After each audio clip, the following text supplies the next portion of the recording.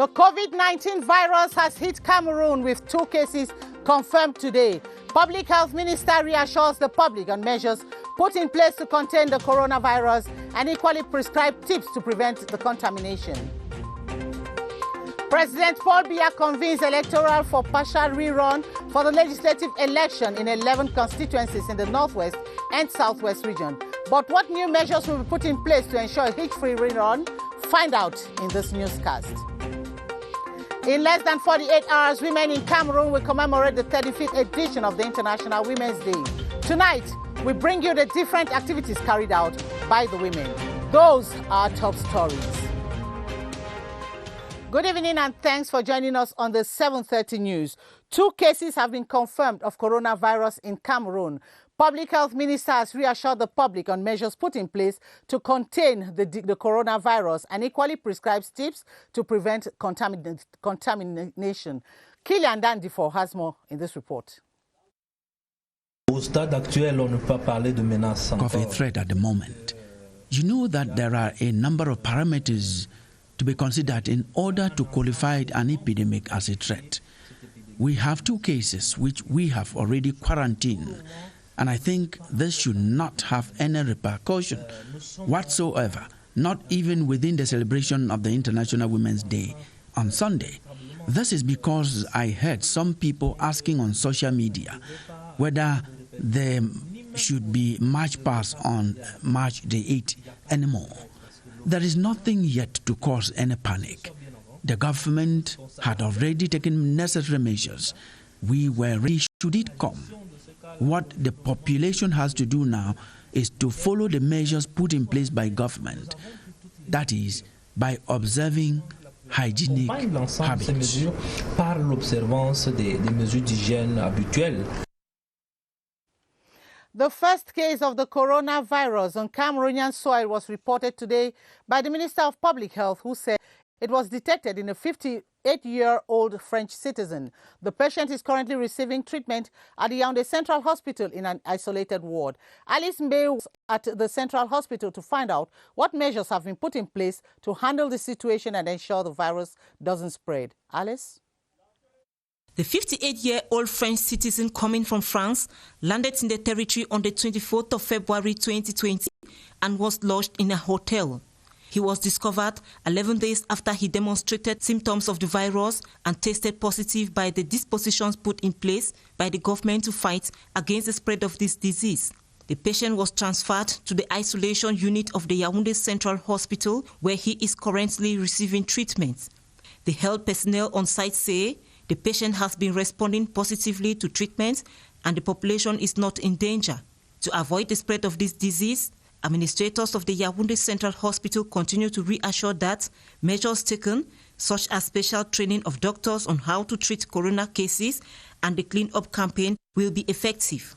People are advised to keep their environments clean, wash hands frequently with soap and water, avoid contacts with those coughing or having a cold, tuberculosis or lungs problems.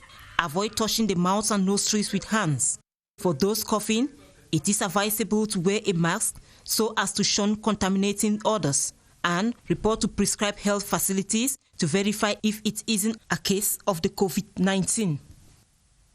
The confirmation of a second case of the coronavirus in Cameroon by Public Health Minister has sent Cameroonians to adopting a new lifestyle. The wearing of face masks, the restraint from huge handshakes and other accolades are some of the measures. Though some are worried about how far the country is able to contain the virus, others think personal hygiene can help. Emanuela Vemia spoke to some of them and now reports.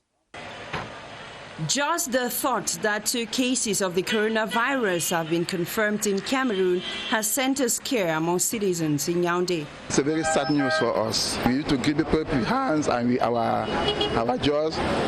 To change the attitude is very difficult. So I'm very afraid that the virus will play very fast in Cameroon. Never has the face mask been sought after like now. It helps me to not to absorb all kind of winds which is coming out. I also feel protected. Health officials advise personal hygiene like constant washing of hands with soap, avoiding handshakes, hugs, and direct contact with other people are ideal preventive measures. Yet those in a position to help are already extending a hand. We had the information that a case was discovered and was transferred to Central Hospital. And I came here today as a representative of a China company which is working in Cameroon to see how we can partnership with them in order to help them to tackle different cases which can be raised up within the next few days. The epidemic, which broke out in China, has symptoms like cough, running nose, fever, difficulty in breathing, and sore throat.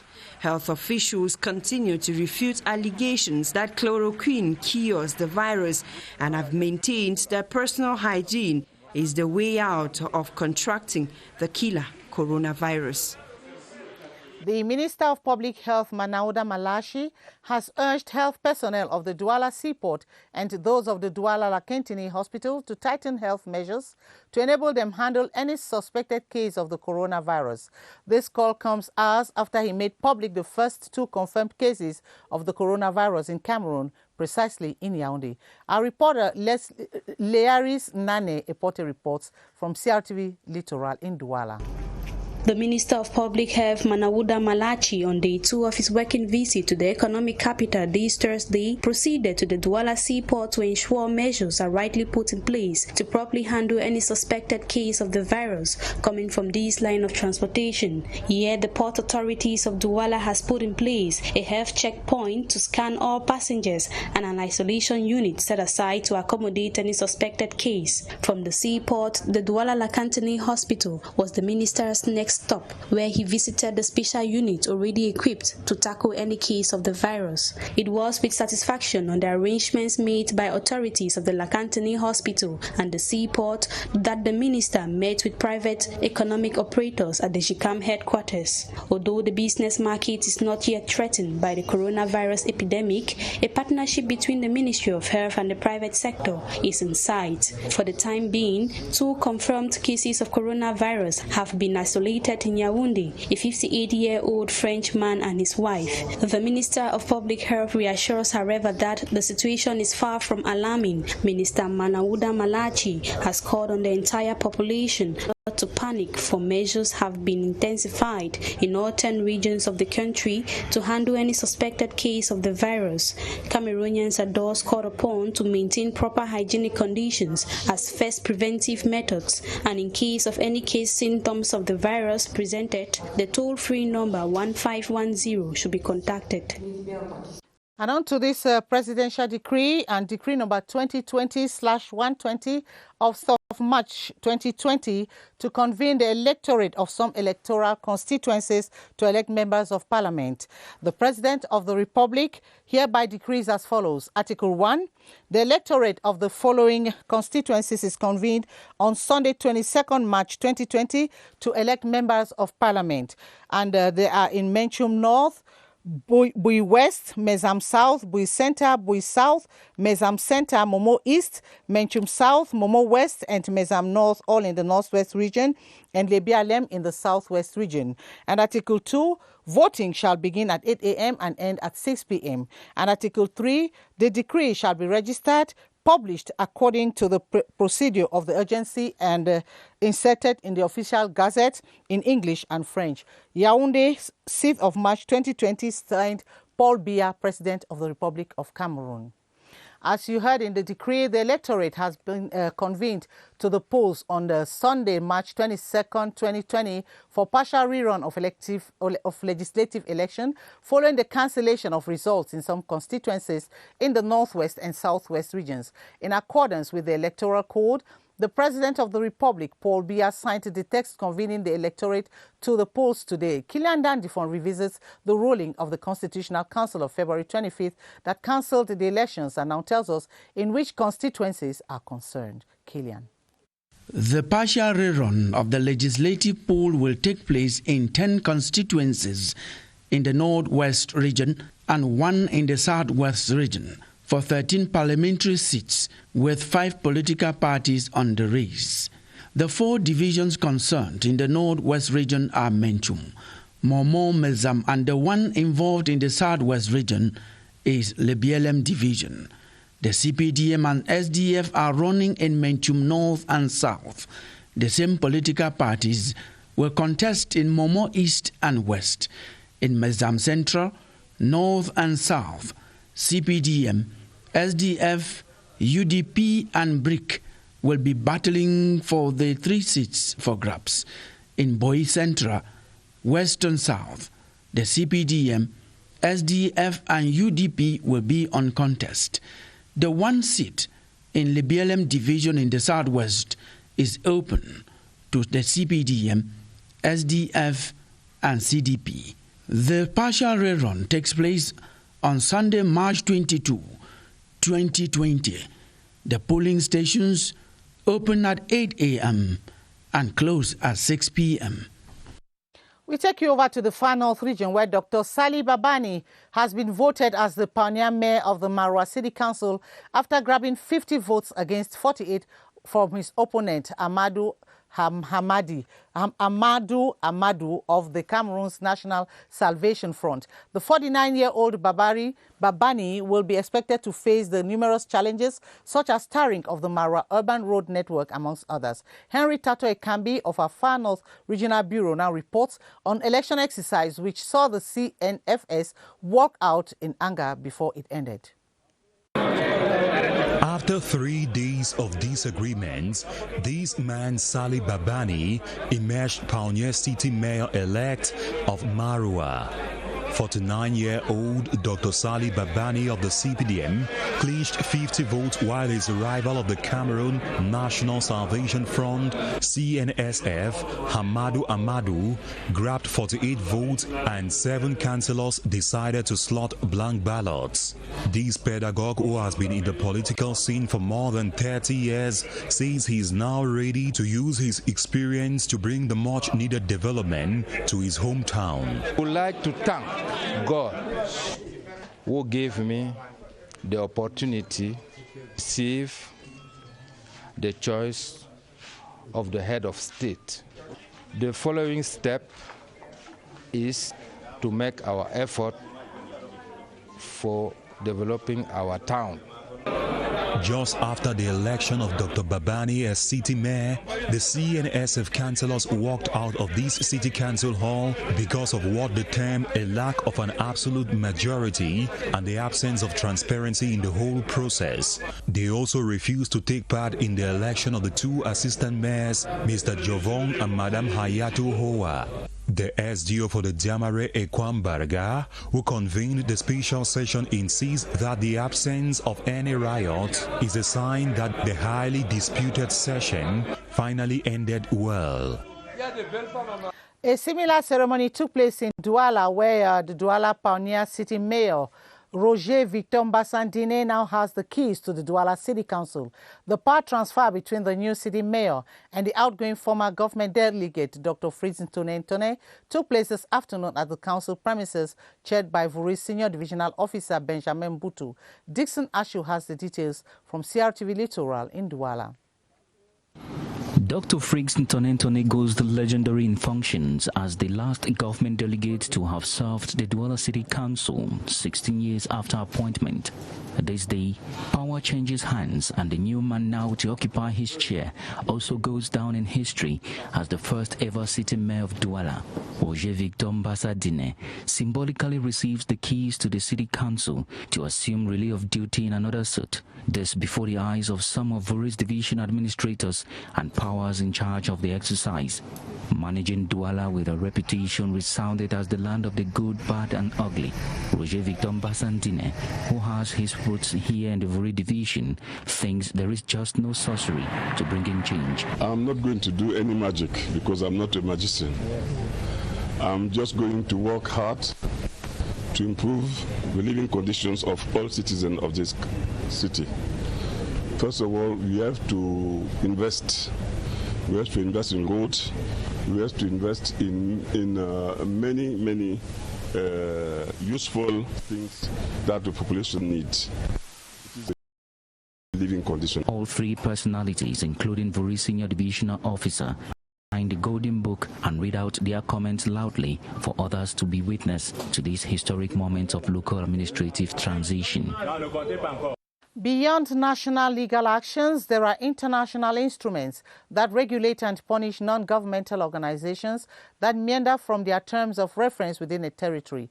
Based on the 1990 law relating to freedom of association, non-profit organizations whose activities deviate from their humanitarian goals may be dissolved if their local associations are suspended. Cynthia Saptala tells us more. When a non-governmental organization strays from their terms of reference, which are generally apolitical, non-profit making with no interference in state matters, legal experts say there are provisions in the 1990 law relating to the freedom of associations through which such NGOs can be held accountable.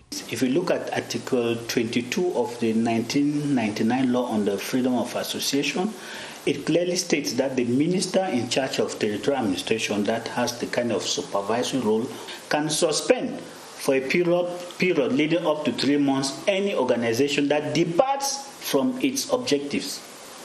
And then, if the activities of an NGO undermine public order and state security, the minister has the right to completely ban the NGO. They also add that the administrative authority in charge may proceed to suspend the activities of such a non-profit organization without any prior notice. If you look at Article 22, it does not give the minister any procedure, which means the minister just needs to put in place a commission that investigates and gives him a report to the effect that the NGO departed from its original objectives. Now the minister goes ahead to suspend. The same 1990 law on the freedom of associations also states that any founder or promoter of an NGO having applied for approval and acts as though such approval has been granted shall also be punished in accordance with the provisions of the law.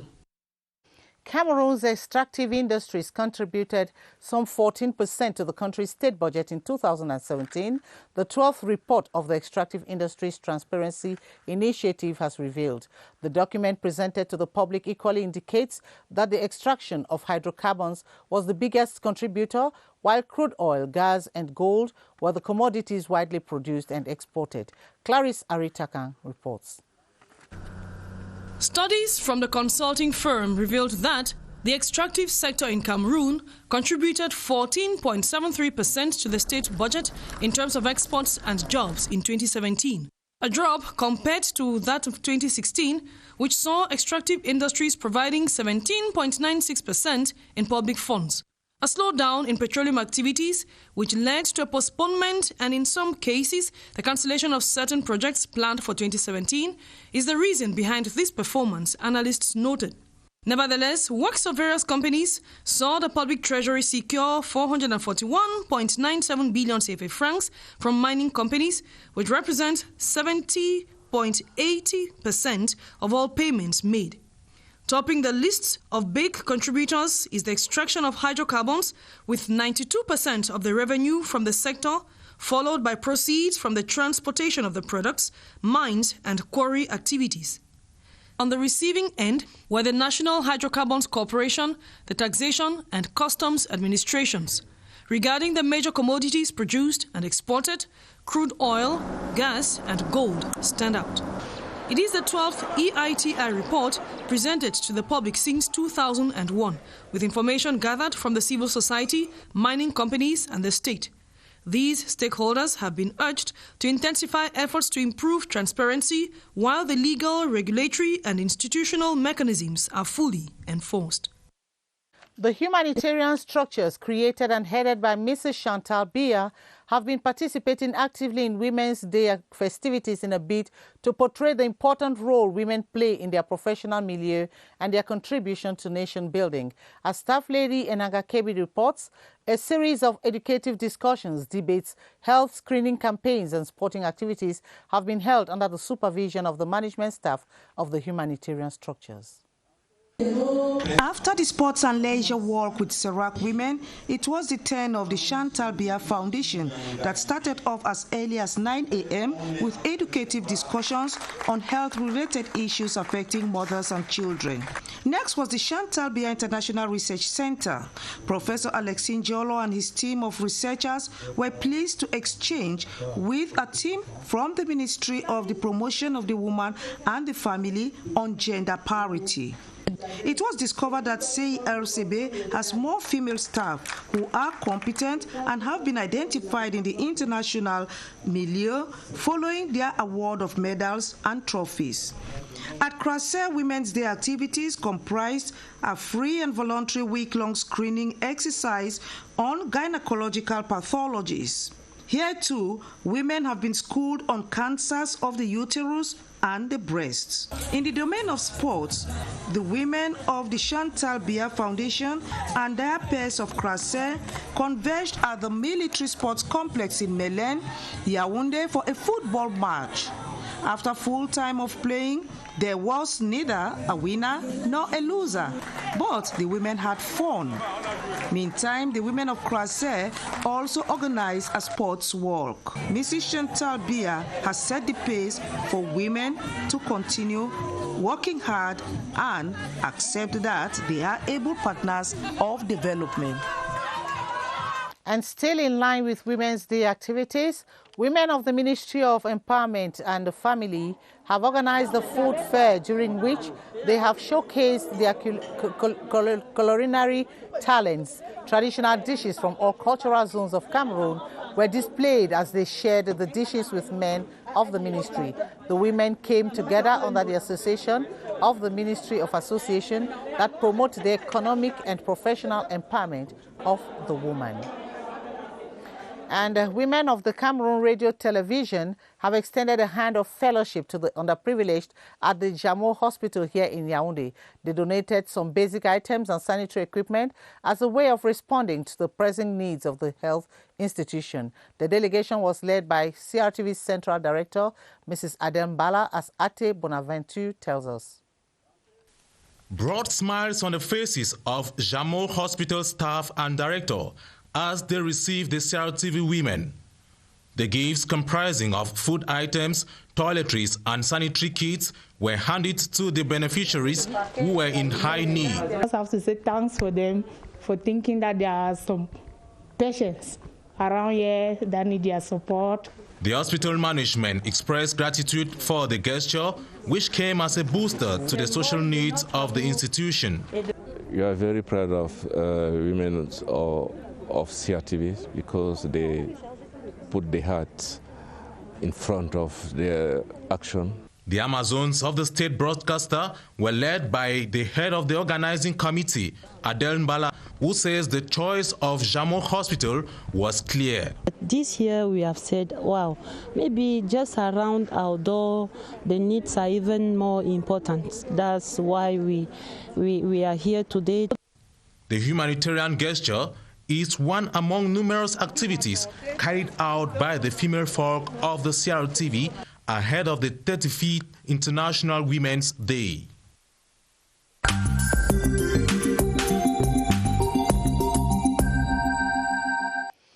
And in what makes news around the world, President Alassane Ouattara of Côte d'Ivoire has announced he will not run for a third mandate in October 2020, an announcement which ends speculations that he intended to run for re-election. The first round of post-Brexit talks with the European Union ended with a warning that very serious divergences remain over the rules that will govern trade with the UK's biggest market. Annabella Tabintor has more.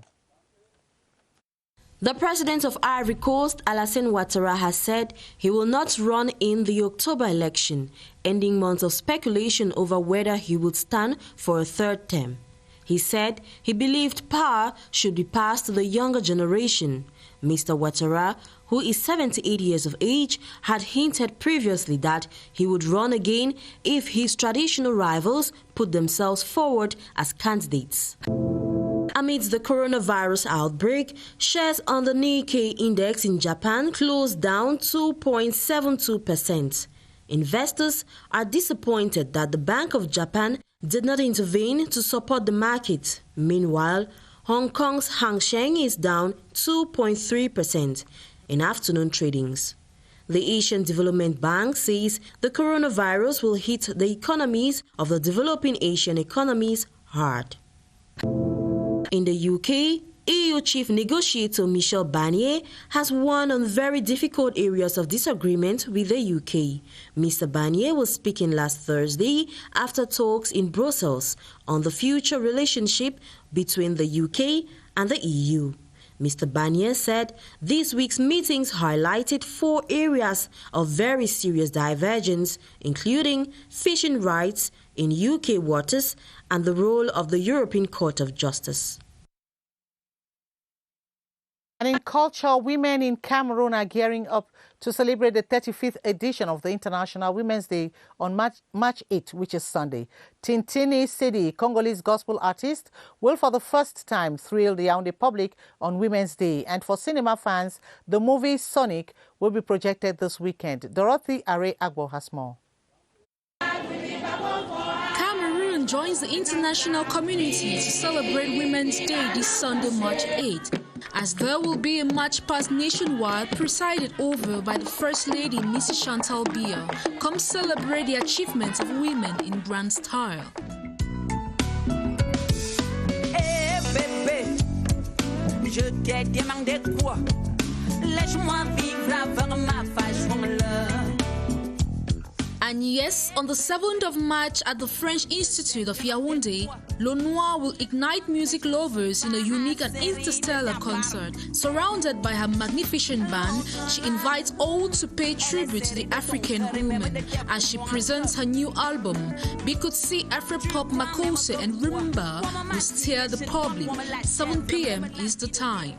For the first time in Cameroon and in the city of Yaoundé and Douala, Tintini Sidi will illuminate gospel lovers during his concert on March 8 at 4 p.m. Situated at Chapelle de la Gloire de Christ, Carrefour Vocada, be there or be there. Why would you throw your life away for this silly little alien? Good time. He's my friend. Let's go!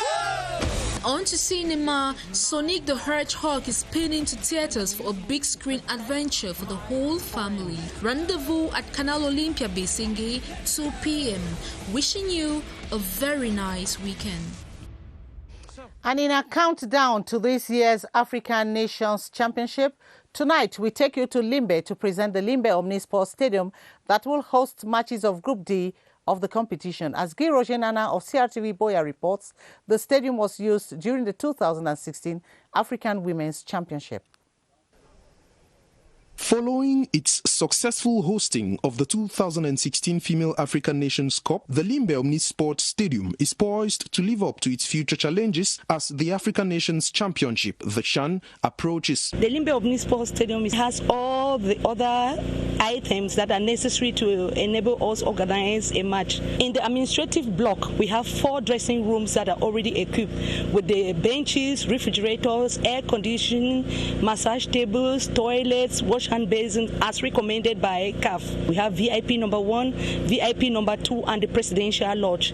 That is the area that we'll use for refreshment of the authorities during this particular competition. On our last visit to the stadium, a CAF media supervisory team was on site to evaluate the media installations of the stadium. Off camera, they are relatively satisfied with the different arrangements made in the stadium for media men and women. Meanwhile, management of the stadium pursues arrangements to finalize preparations ahead of the CHAN. It was not the entire tribune that was covered. The government of Cameroon signed a contract, and as you can see, the stadium is now, the West Tribune is completely covered, and this has a capacity of about 9,000 persons. You will believe with me that is a lot of effort that the government made to do so. The 20,000 capacity Limbe Omnisport Stadium with an over 3,000 capacity parking lot is expected to provide maximum comfort to the sports fans under maximum security conditions as it hosts the CHAN in 3 months. The Minister of Sports and Physical Education, Professor Narcisse Mwele Kombi, has promised the government's continuous support to Cameroonian boxers as they prepare for the 2020 Tokyo Olympic Games. He was speaking today as he received the 3 Cameroonian boxers qualified for the Olympic Games alongside their coaches. Details with Baldwin Sama.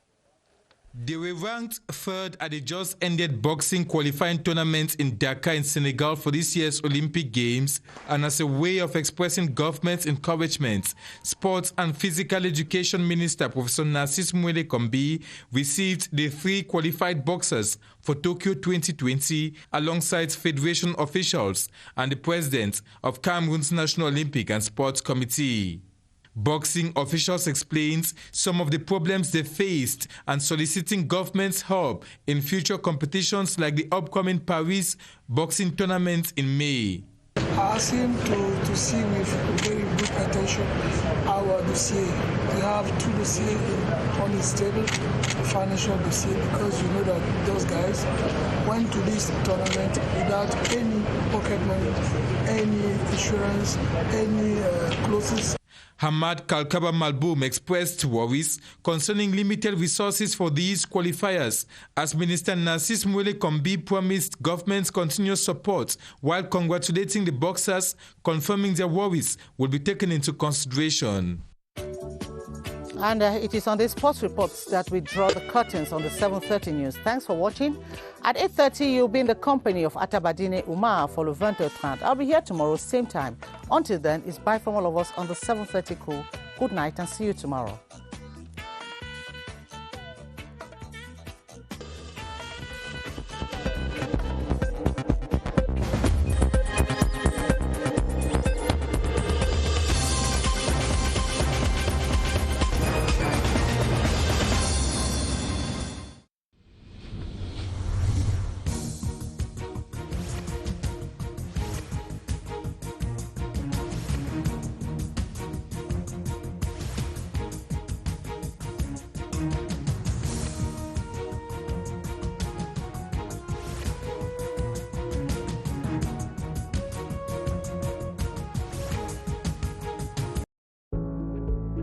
Sept conseils pour se protéger contre le nouveau coronavirus.